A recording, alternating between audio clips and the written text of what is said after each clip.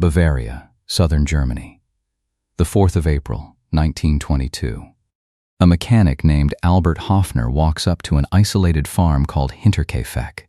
He has been asked to repair the engine that powers the feed cutter. Nobody comes out to meet him. The house is locked.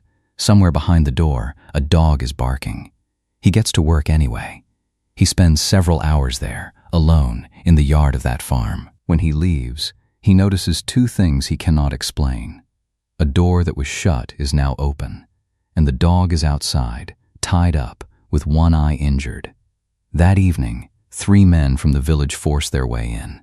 In the barn, covered over with hay, they find 4 bodies: a 63-year-old farmer, his 72-year-old wife, their 35-year-old daughter, and the daughter's 7-year-old girl.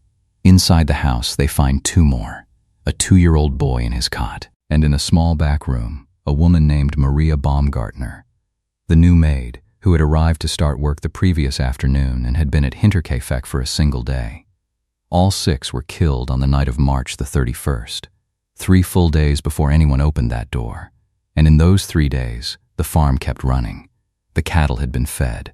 They had been given water. The bread in the kitchen was gone. All of it. Meat had been cut from the store. On the evening the bodies were found. A neighbor reported seeing smoke rising from the chimney and a figure in the yard who turned a light directly into his face. Someone was living in that house. The money was still there. Gold coins, silver, untouched, in a house a stranger had been moving through for 3 days. For months, the farmer had been telling people in the district about footsteps in his attic.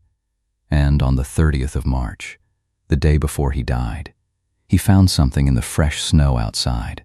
Tracks, coming out of the woods, up to the door of his machine shed. None coming back out. He never reported any of it to the police.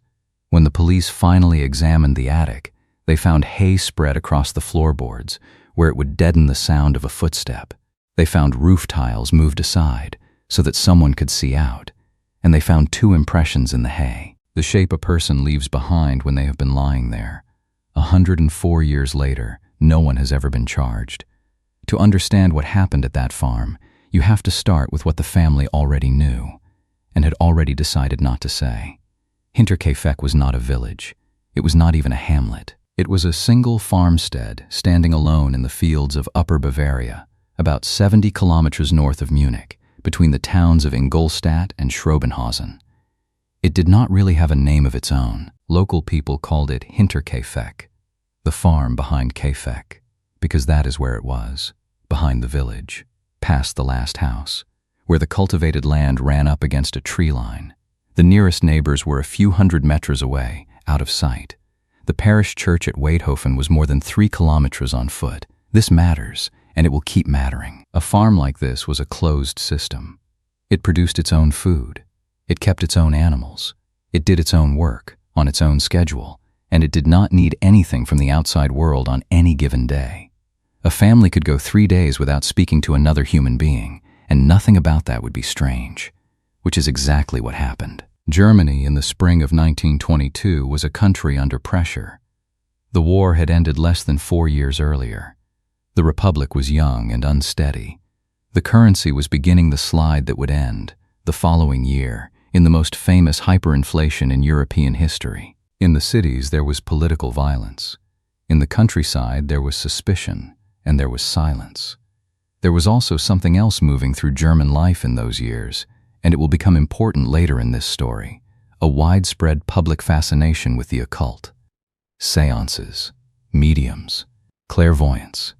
In the Weimar period, this was not fringe entertainment. It was something a great many respectable people took seriously, including, as the case file shows, the police.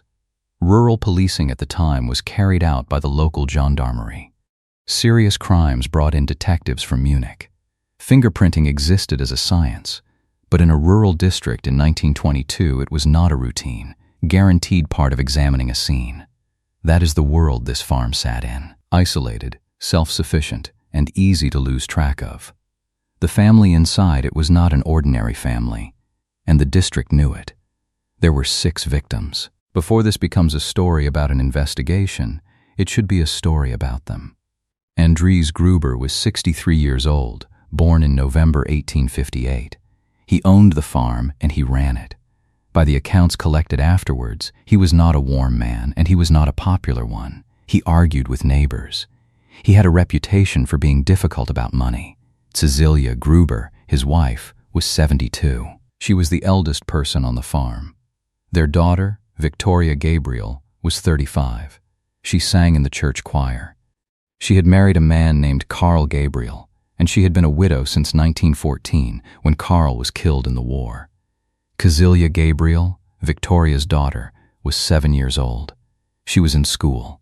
Her teacher would later note the days she did not come in. Josef Gruber was 2, and Maria Baumgartner was 44. She was the new maid.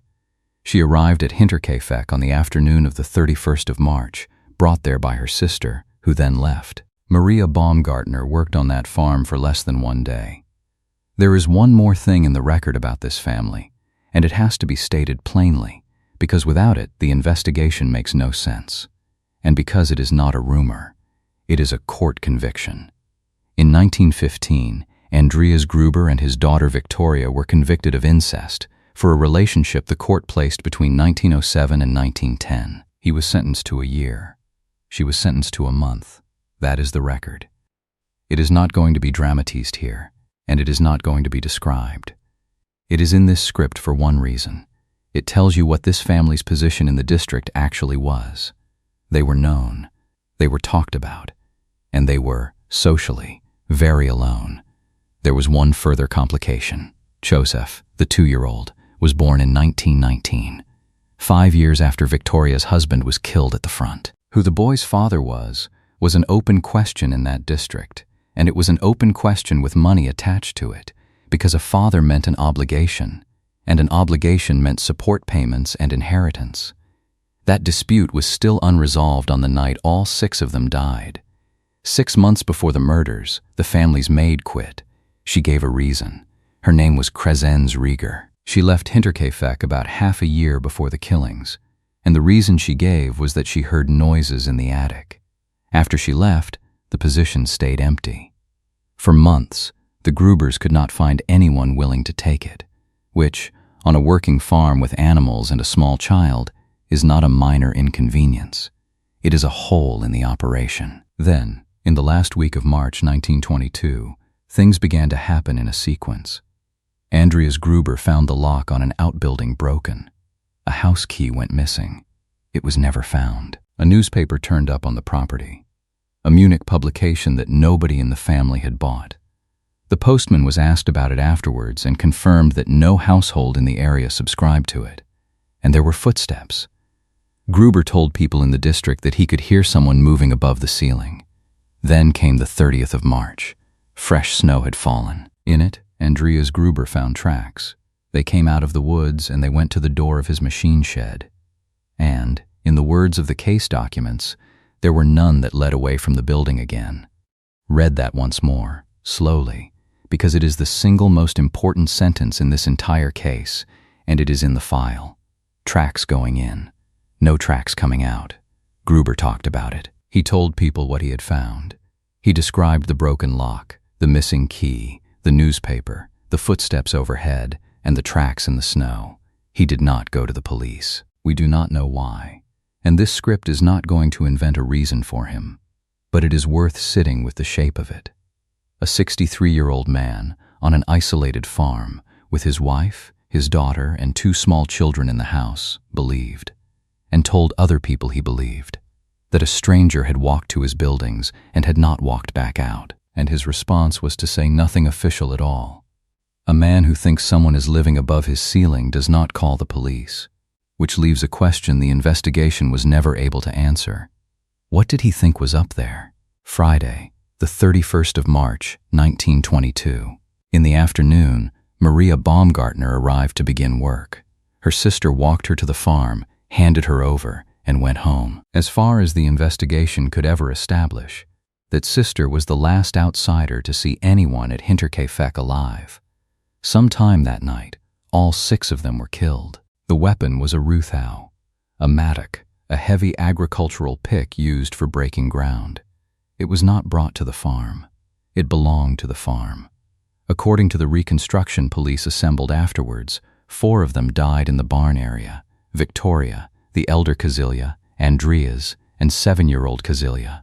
They were killed one after another, and their bodies were covered over with hay. Then, inside the house, Maria Baumgartner was killed in her small room, and the 2-year-old Josef was killed in his cot.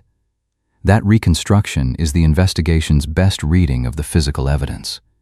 Nobody witnessed it. Nobody survived it.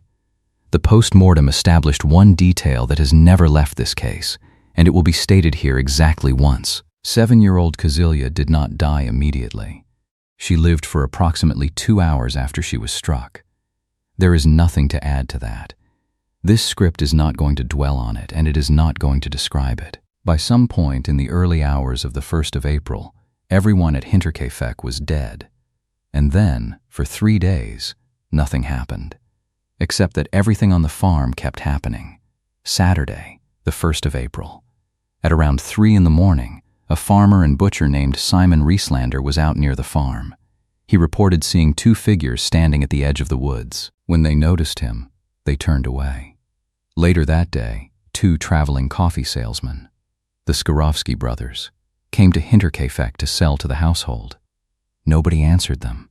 They noted that the door of the machine shed was standing open. They moved on.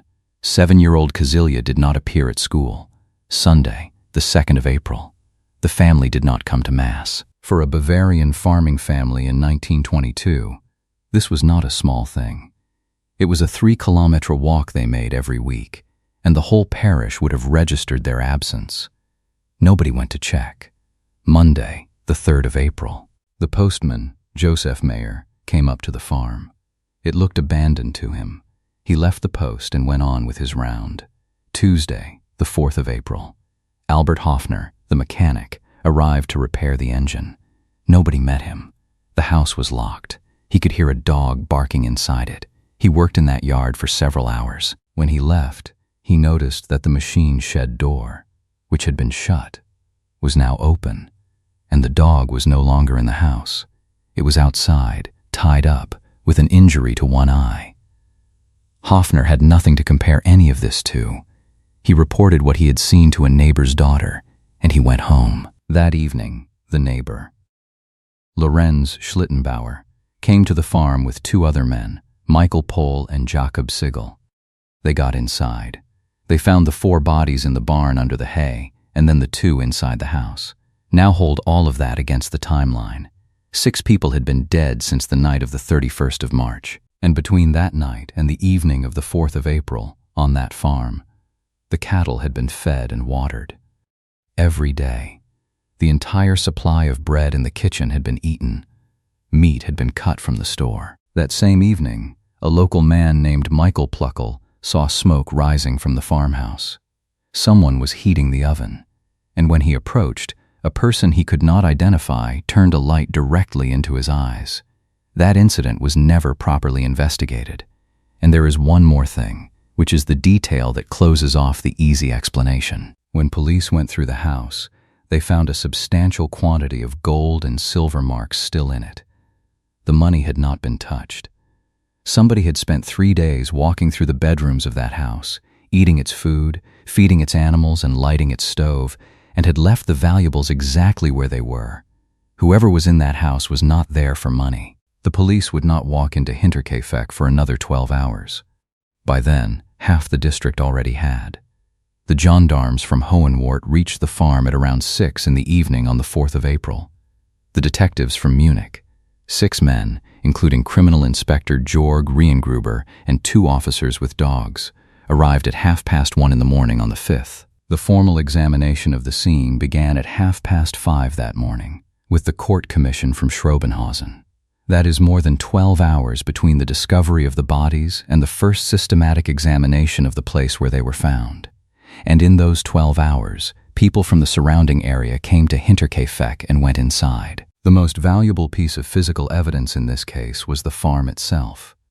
The sequence of where things were, what had been moved, what had been touched. By the time anybody measured it, it had been walked through by an unknown number of people who had no reason to be careful. No fingerprints were taken. The post-mortems were carried out by the court physician, Dr. Johann Baptist Ommler, at the farm on an improvised table. In the course of that examination, the heads of all 6 victims were separated from their bodies so that the skulls could be sent away for further study. 5 photographs were taken of the scene. 5. 2 of the bodies in the barn, 1 of the maid, 1 of the cot, 1 of the outside of the building. That is the visual record of a mass murder. Before condemning any of this, it is worth being fair to the men doing it. This was a rural district in 1922. Ommler was a country court physician working with no facilities, in a building with no electric light, on 6 bodies that had been dead for 4 days. Gruber's team came out from Munich overnight and was working a case with no witnesses, no forensic infrastructure, and a crowd already standing in the yard. Much of what looks like negligence from here was closer to the ordinary standard of the time than to some unique failure. But the consequences are the consequences, and there is one part of the examination that did work. The part that produced the image nobody who reads this case ever forgets. The detectives went up into the attic. They found hay spread across the floorboards in a way that would soften and deaden the sound of footsteps. They found roof tiles that had been shifted out of position, leaving a gap that a person could see through. And in the hay, they found 2 depressions. 2 places where the hay had been pressed down into the shape a body leaves when it has been lying there. Someone had made a place to sleep above that family's heads. And then the investigation did something that is genuinely difficult to explain to a modern audience. It sent the heads away, and it asked somebody to read them. The 6 skulls were transferred to the public prosecutor's office at Newburgh. What happened next is recorded in the case documents, and it is not a piece of internet folklore. It is in the archival record held by the Bavarian State Archives. The police brought in mediums. On the 2nd of May, 1922, a medium from Nuremberg gave a statement. According to it, the perpetrator had known the new maid, and the man responsible was dark-haired. A week later, on the 9th of May, a local woman known as Trottle, who was said to have second sight, held sittings and came to broadly similar conclusions. It is very easy to make this sound like a ghost story, and it should not be told as one. In Germany in 1922, in the years after a war that had killed 2 million German men, spiritualism was a mass phenomenon. Seances were mainstream. Belief in clairvoyance ran through every layer of society. When the Bavarian archives present these consultations, they present them as what they were: contemporary investigative practice, in a country where that practice did not look absurd to the people using it, but hold the 2 facts next to each other anyway. This investigation consulted 2 clairvoyants about the skulls of the victims, and this investigation did not take a single fingerprint. Nothing came of the mediums. The skulls stayed in official custody for the next 22 years, through the fall of the Republic and into another war. Then, in 1944, Augsburg was bombed. The skulls of the 6 victims of Hinterkaifeck have been regarded as lost ever since. So has part of the physical evidence and part of the original investigation file. The bodies had already been buried without them in the cemetery at Weidhofen in early April 1922, a funeral that thousands of people attended. 6 coffins, no heads, and now no way for any later generation to examine what was taken out of those coffins because it no longer exists. There is one more loss, and it is the strangest of all. In February 1923, less than a year after the murders, the farm at Hinterkaifeck was pulled down. During the demolition, workers lifted the floorboards in the attic, near the chimney, and found something underneath. A Ruthau, a mattock, caked with dried blood.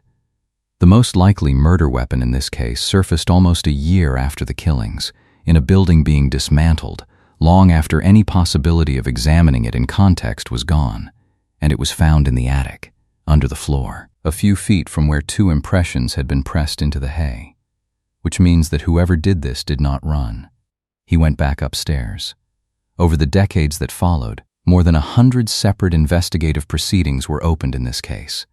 Not 100 idle theories, more than 100 formal lines of inquiry worked by police officers over generations. None of them produced a charge. 4 names have carried most of the weight of public suspicion, and each of them has to be handled precisely. Karl Gabriel, Viktoria's husband, officially killed in the war in 1914. The theory, still repeated constantly online, is that he never died, that he came home, and that he found a household he could not accept. The file does not support it. Karl Gabriel's death on the 12th of December, 1914, was confirmed by a comrade, Josef Brummer, who stated that he saw him killed by a mine. That is a named witness giving a direct account. The returning husband theory is one of the most popular explanations of this case, and it is one of the few in it that the record actually closes. Josef Bertel, a baker who was wanted by the authorities and who was investigated in connection with the case. He was never caught, despite a reward of 100,000 marks posted in early April 1922. He remains a name in a file and nothing more. Andreas Gruber himself. In 2022, a Swiss researcher named Adolf Jakob Kuppel, after more than 5 years of private investigation, argued that Gruber killed his own family and then died himself. Kuppel points to the weapon, Gruber's own tool, needing skill to use, and to where it was hidden, which required knowing the building. It is a serious piece of amateur research and it deserves to be named, but it runs into the middle of this case and stops. It does not explain the 3 days. Somebody fed those cattle on the 2nd and 3rd of April. Somebody ate that bread. Somebody lit that stove on the evening of the 4th and turned a light into Michael Pluckel's face. Andreas Gruber was in the barn under the hay the entire time. And then there is Lorenz Schlittenbauer. He was the neighbor, about 350 meters away. He had been in a relationship with Viktoria. He was in dispute with the family over whether he was the father of 2-year-old Josef, and therefore over money. He was one of the 3 men who found the bodies. And there is a detail about that evening that has kept his name alive for a century. According to accounts given afterwards, once inside, Schlittenbauer opened an interior door of that house and went in alone. A house where a key had gone missing days earlier. When he was questioned about it, years later in 1931, he stated that only 1 key had ever existed. Village stories accumulated around him for the rest of his life. That he had spoken about the killer in the first person at a gathering. That a schoolteacher found him in 1925 standing over the last open cellar hole of the demolished farm, badly frightened. Those are recollections, recorded long after the fact, by people in a district that had already decided what it thought. Here is what the record actually says. Lorenz Schlittenbauer was investigated as a suspect. He was questioned repeatedly, over years, and he was cleared. No physical evidence has ever connected him to these murders. He was never charged with anything. He also went to court, repeatedly, against people who called him a murderer, and he won.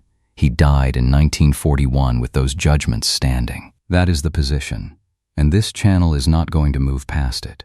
The most suspected man in the most famous unsolved case in Germany is a man against whom no physical evidence has ever existed, and who successfully sued the people who accused him. In the year 2000, a homicide specialist from Munich named Klaus Wiest carried out an operational case analysis on the file. His conclusion pointed away from robbery and toward a motive rooted in a personal relationship. Someone who knew that family, knew that house, and had a reason to be there that had nothing to do with the gold in the drawer. 7 years later, 15 police students were handed the entire file and told to start again. In 2007, 15 students at the police academy at Fürstenfeldbruck took the Hinterkaifeck case apart using modern investigative method. They worked the file the way a cold case unit would work it. They produced a report of 188 pages. The report identified the failures of 1922 without much mercy. The scene had been contaminated by onlookers before police arrived. No fingerprints had been secured. The family's financial affairs, in a case with a live inheritance dispute, had never been examined properly. Then it delivered 2 conclusions. The first was that, with near certainty, the person responsible could no longer be prosecuted. Whoever killed those 6 people had been dead for a long time. The second is the reason this report is still discussed. The analysis groups worked independently of one another, and independently, they arrived at the same primary suspect. They did not publish the name. The reason given was moral, not legal. That person has living descendants in a district where everybody knows everybody, and naming them would put a 100-year-old accusation onto people who were not born when it happened. So the most rigorous analysis ever performed on this case ends with a conclusion that nobody outside the room has ever been allowed to read.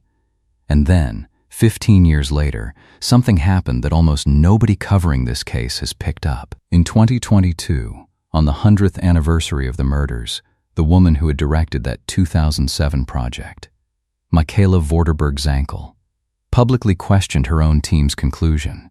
She had come to believe that the suspect they identified was innocent. The one modern investigation that reached an answer has since withdrawn confidence in it, which puts this case back exactly where it has been since the middle of the last century. It is often said that Hinterkaifeck was closed in 1955. The State Archive record is less tidy than that, and in a way more bleak. Investigations continued under Inspector Gruber into 1930 at least. What the archive documents is not a decision to close the case. It is a case that gradually ran out. It ran out of witnesses. Then it ran out of the people who had known the witnesses. The last interrogations in the Hinterkaifeck case were conducted in 1986, 64 years after the murders, by Detective Chief Superintendent Konrad Müller-Thumann shortly before he retired. And in 2018, at the age of 83, he personally delivered the files he had gathered to the Bavarian Police Museum in Ingolstadt. That is where the case ends, not with an arrest, and not with a formal closure. With an elderly retired detective carrying the paperwork of 6 unsolved murders into a museum. There is nothing at the site now. The farm was pulled down in 1923, and nothing was ever built on the land again. It is a field. The 6 of them are in the cemetery at Weidhofen: Andreas and Cäzilia Gruber, Viktoria Gabriel, Cäzilia, who was 7, Josef, who was 2, and Maria Baumgartner, who had worked there for one day and who was buried with a family she had barely met. There are cases where the open questions have to be manufactured. This is not one of them. One, who was lying in the attic, and for how long before the 31st of March? The hay laid over the floorboards, the shifted roof tiles, the 2 impressions. None of that is the work of a single night. 2. If the tracks in the snow on the 30th of March went to the machine shed and none came back out, where was that person for the next 24 hours? 3. Who fed the cattle, ate the bread, and lit the stove during the 3 days after 6 people died in that house? And why did they leave the gold and silver untouched? 4. Who turned a light into Michael Pluckel's face on the evening of the 4th of April, and why was that never properly pursued? 5. If 15 independent analysts in 2007 arrived at the same name, why did the person who led them stop believing it 15 years later? Legally, Hinterkaifeck has never been solved. It has also never been declared unsolvable. It simply ran down, out of witnesses, out of a crime scene, out of evidence, and finally out of the physical remains themselves, when 6 skulls in official custody disappeared under bombs in a war that began 22 years after the murders. What is left is not a hidden killer with a face. What is left is something much more specific and much emptier. 2 impressions in the hay of an attic, the place where a person lay, above a family, for long enough to leave a shape. And no one has ever known what that person saw from up there, or how long they watched, or why they stayed for 3 days after there was nothing left in that house to watch. If you had been Andreas Gruber, if you had found a broken lock, a missing key, and tracks in the snow that went to your door and never came back, what would you have done differently? And of everything that was lost in this case, which loss do you think cost the investigation the most? If you want to keep opening case files like this one, subscribe.